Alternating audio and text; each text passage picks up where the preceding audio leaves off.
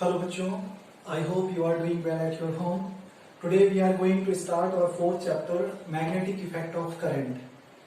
We have completed our three chapters, Electric Field and Charges, Electric Potential and Capacitance, and the Current Electricity.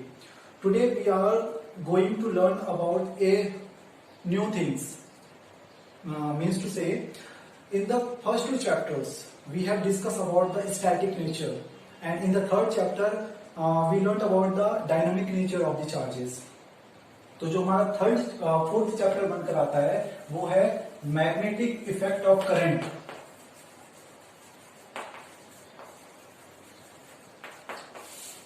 Magnetic effect of current. In class 10th you have already studied about this chapter, but in this class you will learn more and more things in a detailed pattern. तो सबसे पहले हम बात करते हैं कि magnetic effect of current होता कैसे है. देखो 1802 में एक इटालियन साइंटिस्ट थे रोमे ग्रोशी. उन्होंने सबसे पहले इलेक्ट्रिसिटी एंड मैग्नेटिज्म के रिलेशन को डिस्कवर किया था. उन्होंने कहा था कि जब इलेक्ट्रिसिटी होगी तो उसके कारण मैग्नेटिज्म भी वहां पर प्रोड्यूस होता है, लेकिन उन्होंने उस पर वर्क नहीं कर पाए थे ज्यादा. तो फिर 1820 में यानी कि उनकी डिस्कवरी के 18 साल बाद वापस से एक दूसरे साइंटिस्ट हुए ऑस्टर. तो ऑस्टर ने इसके ऊपर वर्क किया. तो ऑस्टर ने जब वर्क किया तो उन्होंने डिस्कवर की इसके बारे में. उन्होंने एग्जैक्टली बताया अपने एक्सपेरिमेंट के थ्रू कि जब भी किसी करंट कैरिंग वायर में के नियर अगर हम क्या करते हैं, किसी कॉम्पास को रख देते हैं, ठीक है, तो उसमें डिफ्लेक्शन देखने को हमें मिल जाता है. तो ये जो डिफ्लेक्शन हम देख रहे हैं, ये डिफ्लेक्शन किस कारण से हो रहा है, वही हमारे पास है मैग्नेटिक इफेक्ट. तो ऑस्टर ने कैसे बताया था. देखो फर्स्ट वाले चैप्टर में हमें ये पता था कि जब अगर हमारे पास कोई पॉजिटिव चार्ज है या फिर नेगेटिव चार्ज है तो ये अपने आसपास में क्या करते हैं, फील्ड जनरेट करते हैं, फील्ड लाइंस बनाने लग जाते हैं.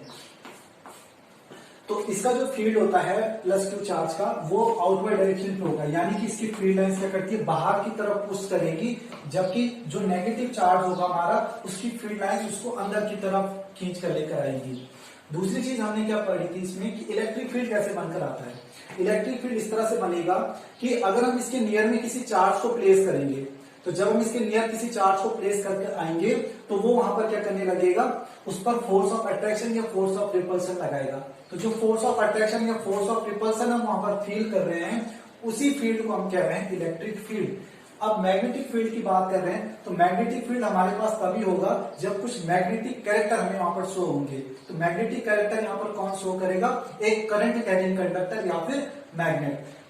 पर्टिकुलर मैग्नेट के बारे में हम पढ़ेंगे इसके नेक्स्ट चैप्टर में. जब मैग्नेटिज्म आएगा हमारे पास तो मैग्नेटिज्म वाले चैप्टर में पूरा डिटेल हमारे पास मैग्नेट्स के बारे में है. लेकिन इस वाले चैप्टर में हम लोग मूविंग चार्जेस के बारे में पढ़ रहे हैं कि जब चार्ज मूव कर रहा है तो उसके कारण पर्टिकुलर एक मैग्नेटिक इफेक्ट भी प्रोड्यूस होगा. और जब इलेक्ट्रिक फील्ड एंड मैग्नेटिज्म, ठीक है, इन दोनों यूनिट को कंबाइन करते हैं तो हमारे पास नई यूनिट बनकर आती है इलेक्ट्रोमैग्नेटिज्म. तो इलेक्ट्रोमैग्नेटिज्म को आप हायर क्लास में पढ़ेंगे, बस उसका एक हल्का सा टच है, वो आप लोग इसी क्लास में पढ़ेंगे इलेक्ट्रोमैग्नेटिक वेव्स में. ज्यादा नहीं है, थोड़ा बहुत है. थोड़ा मैक्सवेल की इक्वेशंस के बारे में बता देंगे, ईएम वेव किस तरह से जनरेट होती है, और उसमें सबसे इंपॉर्टेंट आता है डिस्प्लेसमेंट करंट. अभी तक कैपेसिटर प्लेट्स में पता था कि चार्ज कैसे हो रहा, बट वहां आप पढ़ोगे कि डिस्प्लेसमेंट करंट नाम की भी कोई चीज होती है. ठीक है, तो उसको हम नेक्स्ट सेशन में करेंगे कंप्लीट, जिस समय हमारे वो लेक्चर आएगा. अभी हम केवल इसी टॉपिक पर आ जाते हैं. तो ऑस्टर ने अपने एक्सपेरिमेंट में इसको किस तरह से परफॉर्म किया था. देखो हमें ये पता है, उसने क्या कहा कि एक करंट कैरिंग वायर है, मानकर चलो ये हमारे पास एक वायर है, इसमें करंट अभी बिल्कुल क्या है, जीरो है. तो जब करंट जीरो है तो इसके नियर का जब एक कॉम्पस को प्लेस करेंगे तो उस कॉम्पस में कोई डिफ्लेक्शन देखने को नहीं मिलेगा. अब डिफ्लेक्शन नहीं हुआ, इसका मतलब है कि इसने कोई भी इफेक्ट अपना प्रोड्यूस नहीं करा है. अब दूसरा केस क्या हुआ, उसमें करंट को फ्लो करवा दिया. इस समय जो करंट है वो इसमें अपवर्ड डायरेक्शन में फ्लो कर रहा है.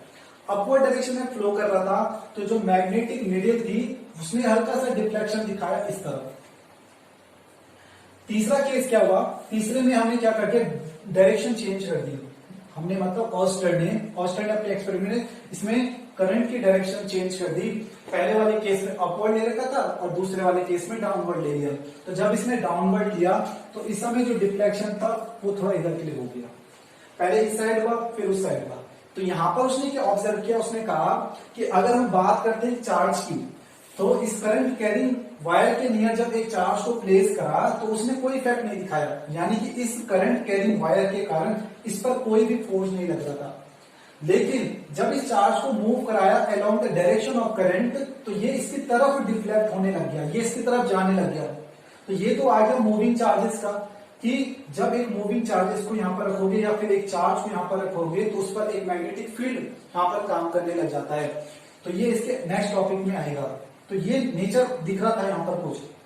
अभी तक हमने क्या स्टडी किया था कि जब हम किसी फील्ड लाइंस में किसी चार्ज को प्लेस करते हैं तो वो इसके अलोंग में क्या करता है, फोर्स लगाता है, इलेक्ट्रिक फोर्स। तो इस इलेक्ट्रिक फोर्स के कारण वो इस तरफ क्या करेगा, फ्लो करने लग जाता है।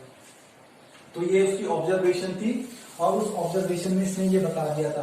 तो जो कंक्लूजन निकल कर आया ऑर्स्टेड का, वो उसने क्या कहा, उसने ये पहली बात कही कि एक तो जो करंट है, ठीक है, उसका मैग्नीट्यूड आप जितना बढ़ाओगे उतना अच्छा डिफ्लेक्शन आपको देखने को मिलेगा, यानी कि मैग्नेटिक फील्ड यहाँ पर बढ़ रहा है उस कारण से। दूसरा उसने इंपॉर्टेंट चीज क्या कही कि जो करंट कैरिंग कंडक्टर होगा जो यहाँ पर मैग्नेटिक फील्ड को प्रोड्यूस करवा रहा है, ये उस पॉइंट पर जहां पर हम पता करना चाहते हैं मैग्नेटिक फील्ड को, वो उसके साथ हमेशा क्या होगा, 90 डिग्री पर रहने वाला है। तीसरी चीज इसने क्या कही, तीसरी चीज इसने कही कि जो यहाँ पर मैग्नेटिक फील्ड लाइंस होगी वो हमेशा कैसे होंगी, थोड़ा कंसेंट्रिक सर्कल्स में बनेगी, ठीक है। इसके नियर जो इसके आसपास जो फील्ड लाइंस है वो कैसे होने वाली है, एक कंसेंट्रिक सर्कल्स में। तो ये ऑब्जर्वेशन थी ऑस्टर्ड की। अब हुआ क्या, कॉन्सेप्ट आ गया, मैग्नेटिक फील्ड का कॉन्सेप्ट हमारे पास आ गया था कि मैग्नेटिक फील्ड किस तरह से काम कर रहा है। मैग्नेटिक फील्ड और इलेक्ट्रिक फील्ड की डेफिनेशन हम कैसे बता सकते हैं। इलेक्ट्रिक फील्ड में हम क्या कहते हैं कि the space around the charge where the charge experiences the force of attraction and force of repulsion. In the same manner we can say the space around a current carrying conductor or a magnet where it experiences another magnet or charge a magnetic effect। जहां पर एक दूसरा क्या करे, इसके field को experience करे, तभी जाकर हम कहेंगे कि यहाँ पर एक मैग्नेटिक फील्ड बन रहा है। जैसे इसने यहाँ पर दिखाया, करंट कैरिंग वायर के कारण एक मैग्नेटिक नीडल डिफ्लेक्ट हो रही है। तो मैग्नेटिक नीडल तभी डिफ्लेक्ट होगी जब ये कुछ मैग्नेटिक फील्ड बना रहा होगा। हम तो चार्ज के बारे में डिस्कस कर रहे थे अभी कि चार्ज को जब रखा तो चार्ज में ऐसा क्यों नहीं देखने को मिला, क्योंकि चार्ज के पास कोई मैग्नेटिक नेचर नहीं है। ओके, जब उसके पास मैग्नेटिक नेचर नहीं था तो उसने कुछ फील्ड वहां पर नहीं किया। लेकिन जब हमने चार्ज को मोशन पर लेकर आए तो मोशन के कारण वो charge, flow of the charges makes a current, और करंट अपने आसपास क्या बना रहा है, फील्ड। तो फील्ड टू फील्ड वहां पर कुछ एक्सपीरियंस किया उसने। तो ऑस्टर्न ने कॉन्सेप्ट दे दिया था। तो मैग्नेटिक फील्ड हमें पता लग गया कि मैग्नेटिक फील्ड जैसी कोई चीज होती है।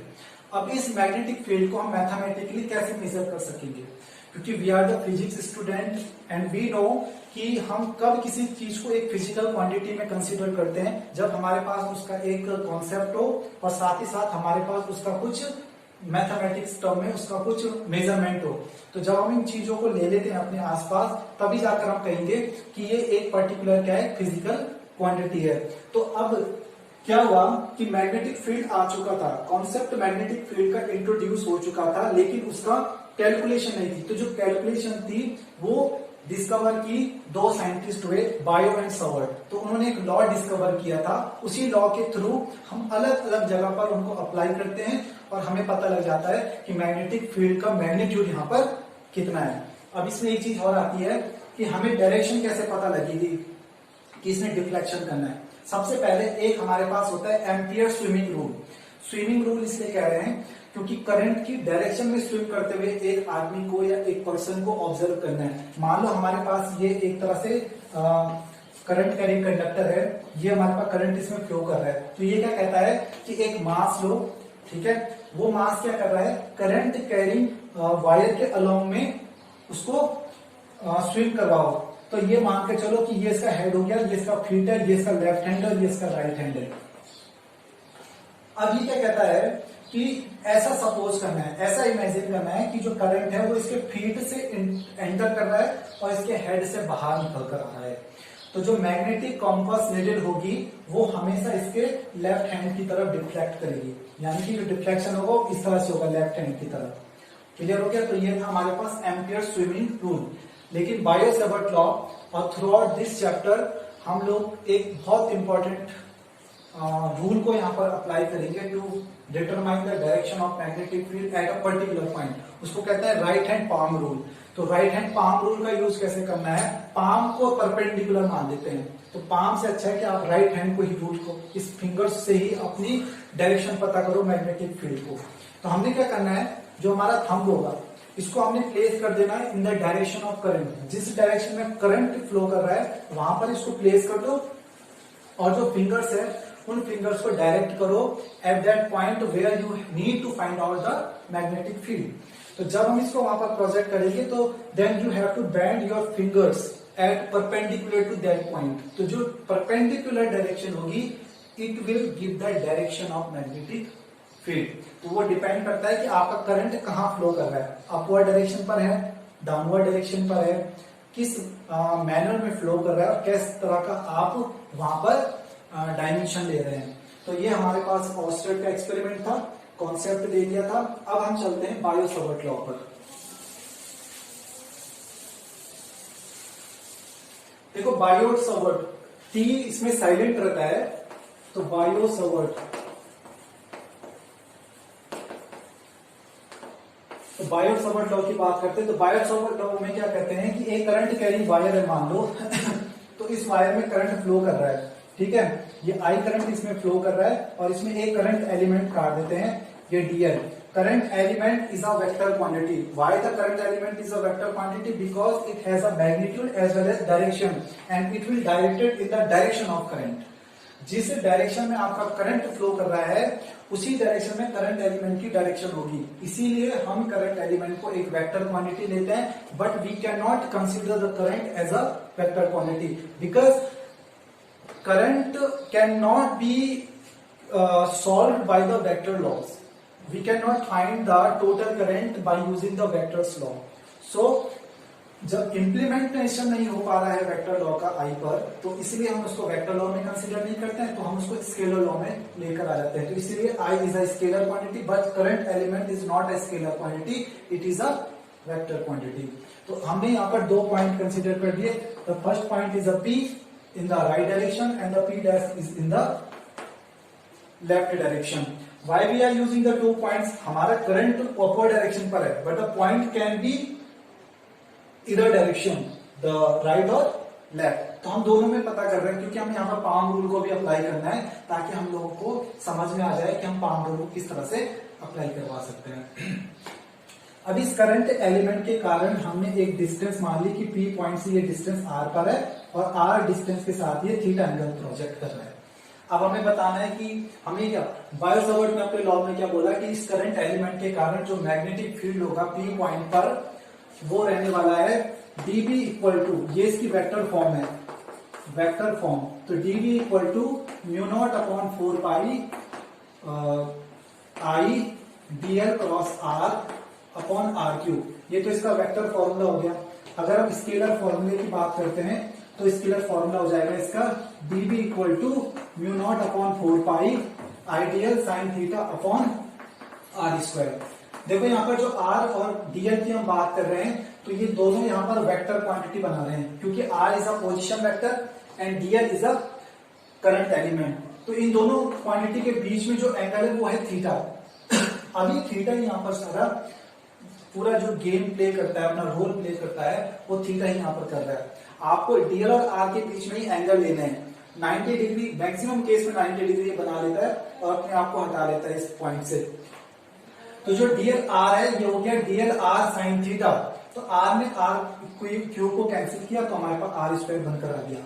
तो आइडियल साइन थीटा हमारे पास यहाँ पर क्वांटिटी है। तो जो फॉर्मूला आया इसका स्केलर फॉर्मूला वो हो गया हमारे पास dB equal to mu naught upon 4 pi ideal sine theta upon R square. Mu naught upon 4 pi इस केस में कांस्टेंट है, जैसे हमारे पास 1/4πε0 किसमें होता है, जब हम इलेक्ट्रिक फील्ड वाले चैप्टर को डिस्कस करते थे। तो यहाँ पर जो म्यू नॉट है वो उसी तरह से है जैसे कि परमिटिविटी ऑफ फ्री स्पेस का काम करता था ε0। तो वहां पर किसको लेते थे, ε0 को, तो यहाँ पर लेते हैं म्यू नॉट। तो mu naught is a permeability of free space. तो permeability and permittivity both are the same and both are playing the same role. थोड़ा बीच में डिस्टर्बेंस हो गया था। तो हम क्या डिस्कस कर रहे थे यहाँ पर कि जो इसका स्केलर फॉर्मूला है वो है dv equal to mu naught upon 4 ideal sine theta upon R square and the mu naught is the same quantity like the permittivity of free space in the electric field. तो ये हमें पता लग गया। अब हम इसमें डायरेक्शन की बात करते हैं। तो डायरेक्शन के लिए we will use the right hand palm rule. तो राइट हैंड पाम रूल में the thumb will direct in the direction of current and the fingers will directed towards the point where we need to find out the magnetic field। तो हमने इसको रख दिया इस तरह से प्लेस। अब हमें क्या करना है, अपनी फिंगर्स को बैंड कर देना है 90 डिग्री के लिए। तो जब 90 डिग्री के लिए हम इसको बैंड कर रहे हैं तो हम क्या कर, हमारा जो इस समय मैग्नेटिक फील्ड है वो कहाँ काम कर रहा है, इनवर्ड डायरेक्शन पर। अगर मैं स्पीड एस की बात करूं तो पी डैश के लिए मेरा जो थंब है वो डायरेक्ट हो रहा है अपवर्ड डायरेक्शन पर और जो फिंगर्स हो जाएगी वो आउटवर्ड डायरेक्शन पर काम कर रही है। तो जो पी डैश के लिए मैग्नेटिक फील्ड की डायरेक्शन है वो है आउटवर्ड, ठीक है। और जो हमारे पास पी पॉइंट है तो पी पॉइंट के लिए मैग्नेटिक फील्ड की डायरेक्शन है into the plane of the paper. कहीं कहीं पर ऐसे लिखा रहता है, कहीं पर इनवर्स कह सकते हैं, लेकिन बेसिकली इनको जो हम दिखाते हैं इसको क्रॉस से दिखाते हैं और इसको डॉट से दिखाते हैं। तो जहां जहां पर आप क्रॉस देखेंगे उसका मतलब हो गया इनवर्ड, मैग्नेटिक फील्ड कहाँ है, इनवर्ड्स। और जहां जहां पर डॉट दिखेगा समझ आना कि इसका क्या मतलब है, आउटवर्ड डायरेक्शन। तो ये हमारे पास हो गया बायो-सावर्ट लॉ। बायो-सावर्ट लॉ हमें क्या बता रहा है कि जो मैग्नीट्यूड है मैग्नेटिक फील्ड का, it is directly proportional to I, यानी कि जितना ज्यादा करंट बढ़ेगा उतना ही ज्यादा यहाँ पर मैग्नेटिक फील्ड भी दिखेगा। डीएल के डायरेक्टली प्रोपोर्शनल है थीटा, एंगल जितना ज्यादा बढ़ाएंगे 90 रखो तो 1 हो जाएगा तो उतना अच्छा मैग्नेटिक फील्ड दिख रहा है। और इनवर्स स्क्वायर लॉ को फॉलो कर रहा है ये भी। तो इनवर्स स्क्वायर लॉ हमने इलेक्ट्रिक फील्ड में भी देखा था। अगर डिस्टेंस इंक्रीज करेंगे तो मैग्नेटिक फील्ड यहाँ पर रिड्यूस हो जाएगा, और अगर डिस्टेंस को कम करोगे, रिड्यूस करते हो तो मैग्नेटिक फील्ड बढ़ेगा, और डिस्टेंस को अगर इंक्रीज करते हैं तो मैग्नेटिक फील्ड कम हो जाएगा। तो ये हमारे पास था बायो-सावर्ट लॉ। अब इसकी प्रैक्टिकल एप्लीकेशंस को हम देखते हैं कि प्रैक्टिकल एप्लीकेशन हमारे पास कैसी है। हमारे पास बेसिकली 3 एप्लीकेशन है। तो first one is the magnetic field at a point due to the straight current carrying conductor. इसमें 2 केस आ जाते हैं, फाइनाइट का और इनफाइनाइट केसेस का। इनफाइनाइट केस का मतलब ये नहीं है कि वो बिल्कुल इन्फिनिटी पर है, बट जिस डिस्टेंस पर हम पता कर रहे हैं ना, जहां पर हमें मैग्नेटिक फील्ड निकालना है, उसकी कंपैरिजन में जो हमारा कंडक्टर है वो काफी लॉन्ग है, उसकी लेंथ ज्यादा बड़ी होगी, इसलिए हम उसको इन्फिनिटी कह लेते हैं। दूसरी एप्लीकेशन हमारे पास है eight the centre of the current carrying loop and the third one is the axial के लिए। तो हम दूसरी तीसरी एप्लीकेशन को यहाँ पर डिस्कस करेंगे।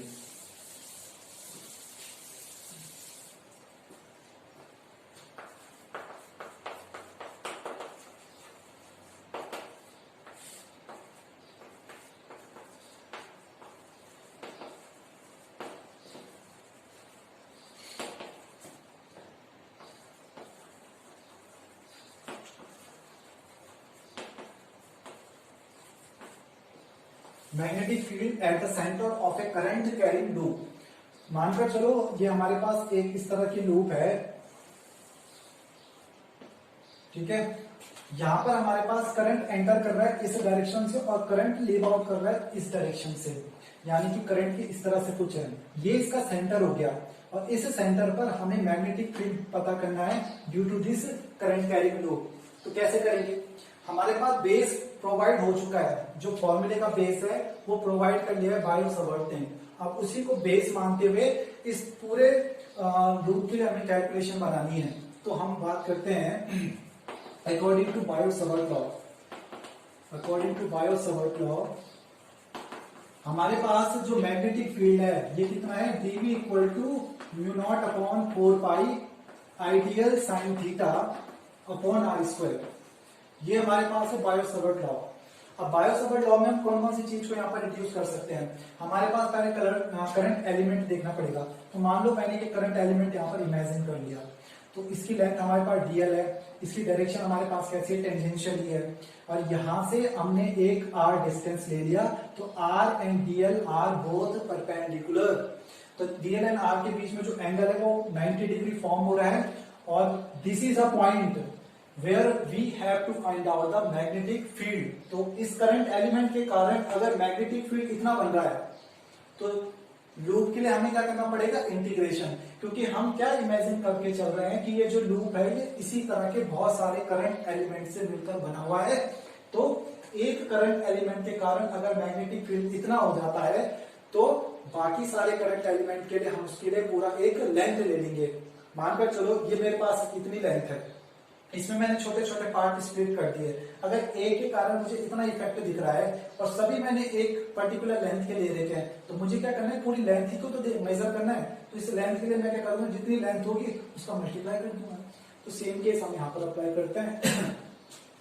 तो हमें क्या पता लग रहा है कि dl इज perpendicular to r, it means sin 90 equal to 1। तो हमारे पास ये क्वांटिटी इस तरह से रिप्लेस हो गई। तो अब हम बताते हैं, तो हमारे पास जो फॉर्मूला बना, therefore dp equal to mu naught upon 4 pi ideal upon R square. ये हमारे पास मेन फॉर्मूला आ गया इसके लिए, जो करंट एलिमेंट dl है। अब हम बताते हैं कि magnetic field at the centre. तो magnetic field at the centre की अगर हम बात करते हैं, किसके लिए, current carrying loop, circular loop की अगर हम बात कर रहे हैं, तो ये हो जाएगा इंटीग्रेशन फॉर एंटायर लेंथ, और एलिमेंट कौन हमारा dv। तो dv की वैल्यू यहां पर सब्स्टिट्यूट कर देंगे, तो mu naught upon 4 pi I upon R square. ये कांस्टेंट क्वांटिटीज है, इनका इंटीग्रेशन में कुछ भी इन्वॉल्वमेंट नहीं है, तो इसको हम एज इट इज बाहर लिख देंगे, अंदर हमारे पास केवल dl आ जाएगा। तो जब इसका इंटीग्रेशन करेंगे, तो आप लोगों ने 11th में पढ़ा होगा कि जो dx का इंटीग्रेशन होता है वो x निकल कर आता है, ठीक है। तो यहाँ पर जो लेंथ है हमारे पास, ये लेंथ है 0 टू 2 पाई r इसलिए है क्योंकि रेडियस हमने r यहाँ पर कंसिडर कर रखी है। तो अब इस dl की जो इंटीग्रेशन है वो हमारे पास निकल कर आएगी 4, ये हो जाएगा हमारे पास l and 0 to 2 pi r। तो वैल्यू सब्स्टिट्यूट कर देते हैं, तो ये हो जाएगा mu naught I upon 4 pi R square multiply 2 pi r। Okay, तो 2 पाई r से 4 pi r square cancel out हो जाएगा, तो हमारे पास आ जाएगा mu naught I upon 2r। तो ये हमारे पास जो एक्सप्रेशन यहाँ पर निकला है, this expression will be used for the magnetic field at the centre of a circular current carrying loop. जो भी हमारे पास एक सर्किल होगा जिसमें करंट फ्लो कर रहा होगा, उसके लिए आपको डायरेक्ट ये फॉर्मूला यूज करना है। ये जितनी भी एप्लीकेशन यहाँ पर आएंगी, इसमें सबसे इंपॉर्टेंट एप्लीकेशन अब इसके बाद हम पढ़ेंगे, लेकिन इसका जो फर्स्ट और सेकंड एप्लीकेशन है, जो स्ट्रेट कंडक्टर वाला है और ये जो सेंटर वाला है, ये दोनों एप्लीकेशन की जो फॉर्मूले हैं ये इसके न्यूमेरिकल्स बनाने में यूज होते हैं। तो इनके न्यूमेरिकल्स को भी हम बनाएंगे, उनको भी डिस्कस करेंगे कि कहाँ कहाँ पर हम इसको यूज कर सकते हैं। इसके बाद का जो हमारा सेशन होगा उसमें न्यूमेरिकल्स डिस्कस करेंगे। तो म्यू नॉट अपॉन 2r आ गया। ये तो हमारे पास एक सर्किल के लिए है, लेकिन अगर हम सेमी सर्किल की बात करते हैं, तो सेमी सर्किल में आपको कुछ नहीं करना है, इतना पोर्शन यही रहेगा, केवल इंटीग्रेशन वाले पोर्शन पे जो लेंथ आप 2 पाई आर ले रहे हैं, इसको पाई आर कर देंगे। तो पाई आर करने से क्या हो जाएगा, ये वाला क्वांटिटी हमारे पास 4r बनकर आएगा। तो सेमी सर्किल के सेंटर के लिए हमारे पास जो फॉर्मूला बनकर आता है वो हो जाएगा mu naught I upon 4r। तो ये दोनों फॉर्मूले आपको ध्यान में रखने हैं, इसको नोट कर लो।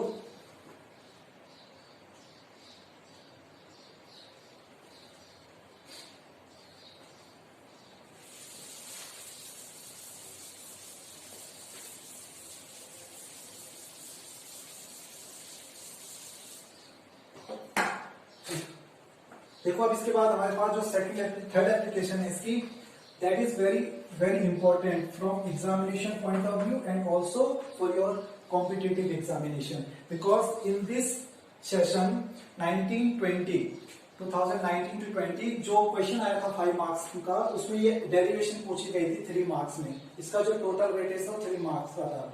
तो आपको समझना है काफी अच्छे से, और इसको रटो मत।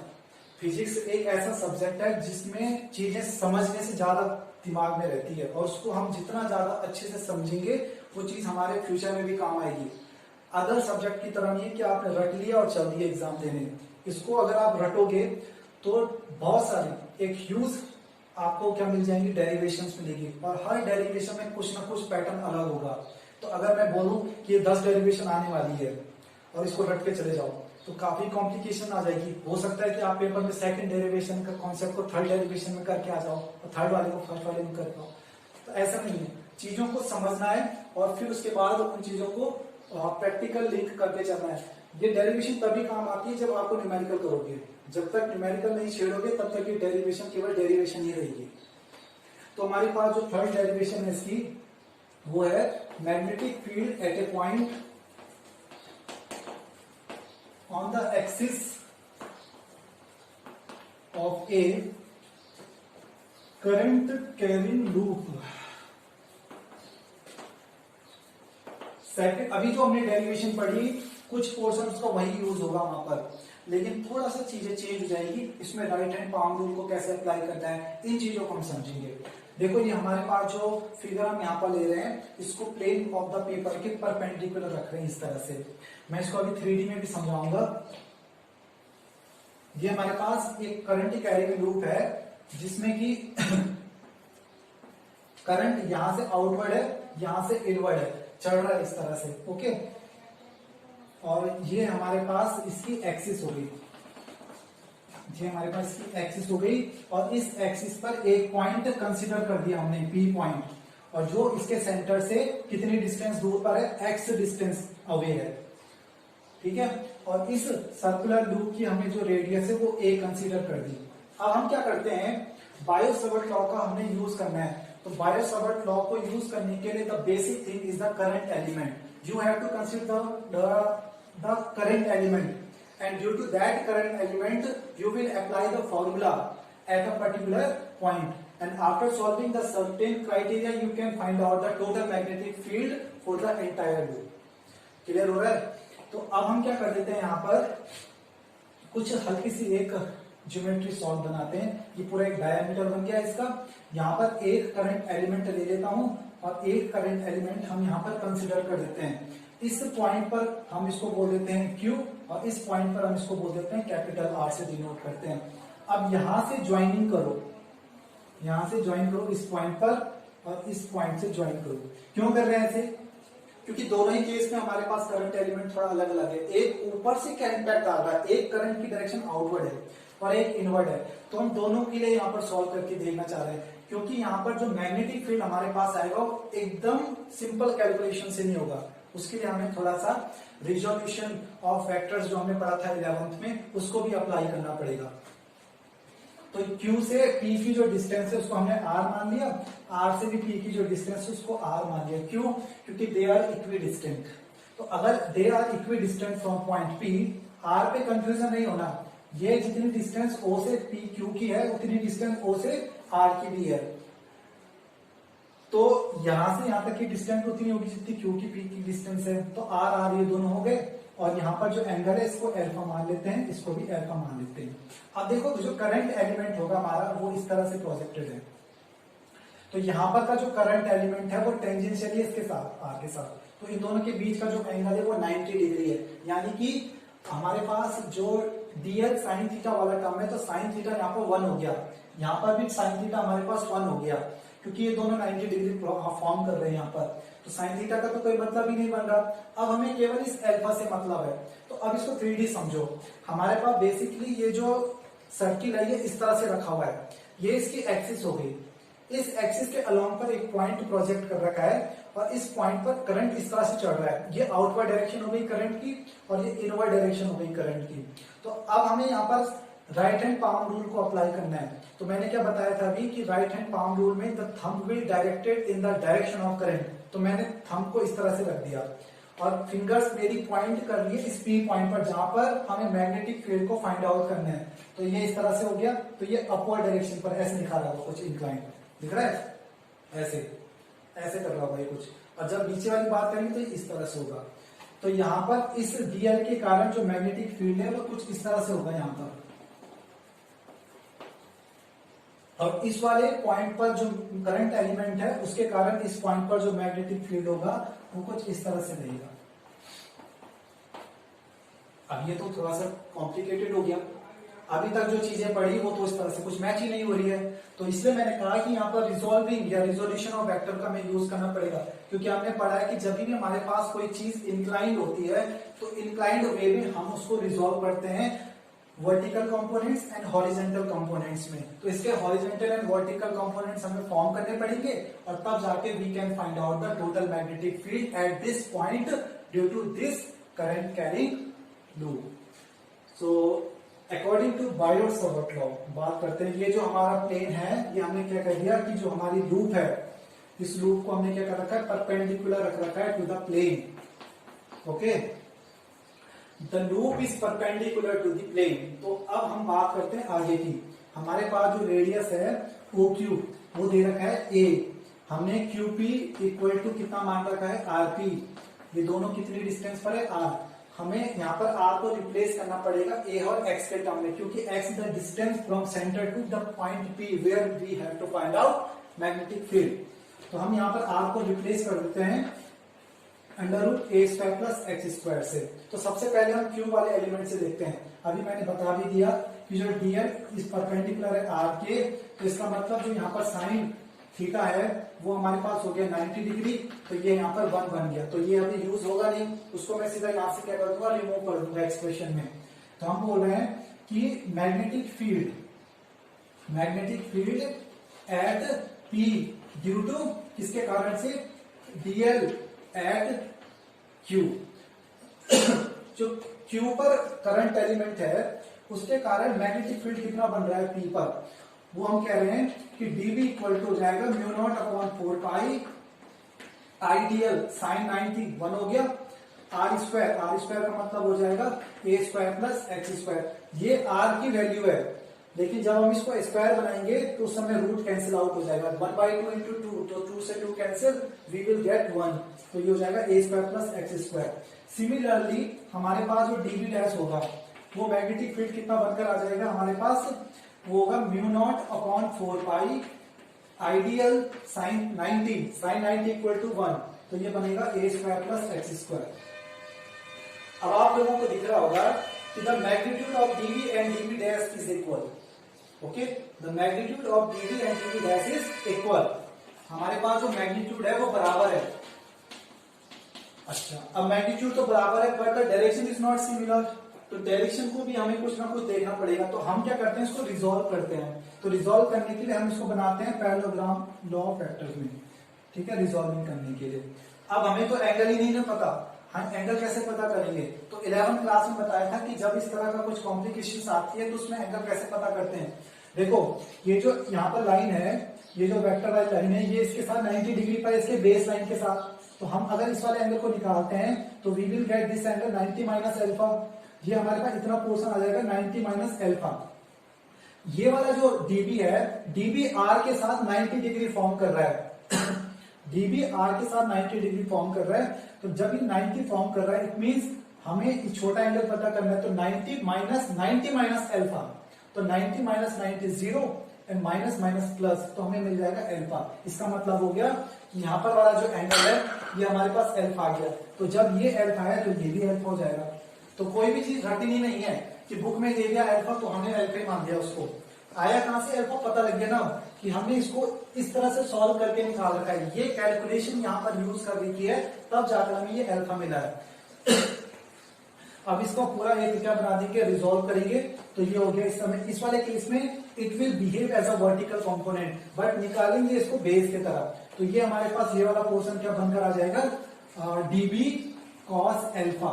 ये हो जाएगा हमारे पास dB डैश cos अल्फा, और यहां हो जाएगा हमारे पास dB sin alpha plus dB dash sin alpha.